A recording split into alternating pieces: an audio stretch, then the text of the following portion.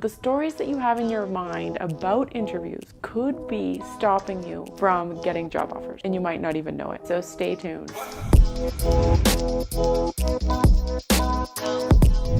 Here are some stories that after some digging, I discovered several of my clients had been holding. The interview questions they ask are stupid, and I don't see why I should have to answer them. Oh, but when you go for an interview, they just want you to say yes to everything. Otherwise, they're not interested. And you can't sound too smart.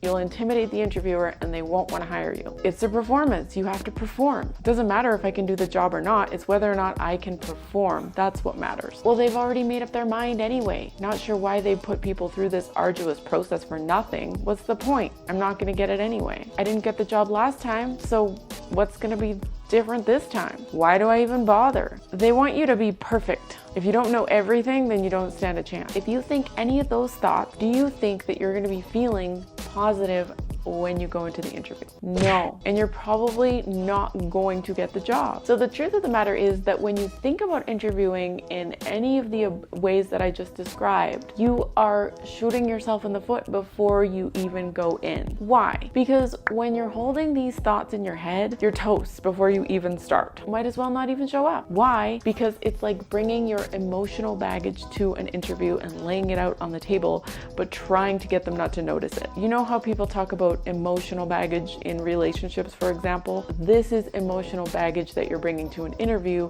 and it could be why you're not passing them. Because what you think always shows up in what you say and how you say it, and it dictates the results that you're going to get. This can be a career killer for many people because it doesn't change the fact that interviews are how we get better jobs. And you have to normally go on an interview before you can get hired. And if you continue to hold these beliefs about interviews, then they're not going to serve you, and you're just going to continue to show up in a way that puts people off. And you'll continue to get even more and more discouraged and create more of the same. I've seen it happen many times. People will try to deny it. They'll try to hang on to their beliefs so hard. Well, they're trying to convince me that they are actually showing up in the exact way that they need to be, and it's still not working. And it makes me think of when I ask my husband if he's in a bad mood and he yells at me and he goes, "No, I'm fine." So I like to say, well, if you're really fine, then maybe you should tell your face that. He doesn't like when I say that. You have to first become aware that you have some of these sneaky beliefs and thoughts going on in your head that may be causing you to show up in a way that simply puts people off. It doesn't mean you're not capable of doing the job at all. It doesn't mean that you can't change these beliefs and start showing up in a completely different way. If you continue to hold on to these beliefs, you won't be able to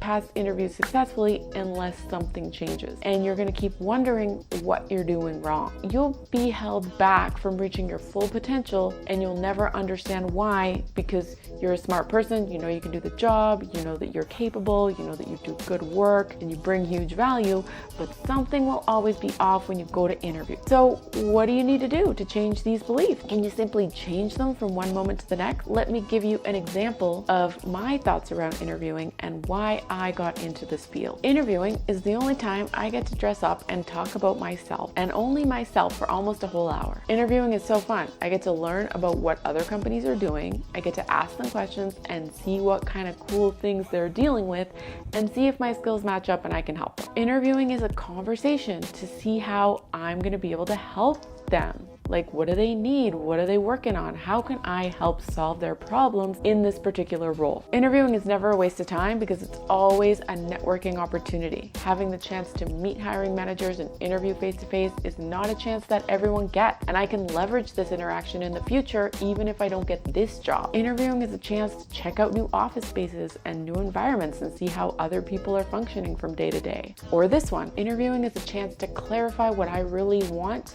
and what I really don't want. Let me ask you, if you adopted these kind of thoughts about interviewing, what do you think would change? The truth is, most people never even realize that their stories about interviewing, their beliefs, their thoughts around interviewing are holding them back. It's easier to complain and whine about how you failed another interview and how you have no idea why, because you're doing and saying everything right and nothing seems to be working. The problem with that is you never learn anything from it. Successful people become aware of this first. Then their tendency can be to beat themselves up when they finally become aware. But I encourage you to just observe your thinking around interviewing. So do you hold any of those thoughts I mentioned in the beginning of the video? Then once you do know, then you can change it. If you can relate and you're looking to finally get past your mental BS belief systems and start passing interviews with ease, then I'm going to invite you to get on a free session with me. I am a pro at both when it comes to interviewing, but I think the reason why I love the mindset stuff so much is that that's where the biggest shifts in people happen. So that's where somebody can go from failing interviews to all of a sudden getting callbacks for second and third ones. So click below to schedule a call with me now, and where we can finally remove those roadblocks from your life, and you can start passing interviews a lot better and even start to enjoy them and start to see them as a fun, completely different experience. Everything you've created up until now is a result of how you've been thinking and what thoughts you've been having and what things you've been telling yourself about interviewing. A friendly warning to you though, if you don't take note of them now, if you don't start understanding how your mind is working, then nothing is going to change for you and you're just going to keep wondering what's going on. If you're ready to fix this, click the link below and let's get started. Thanks so much for watching, and I'll see you next week.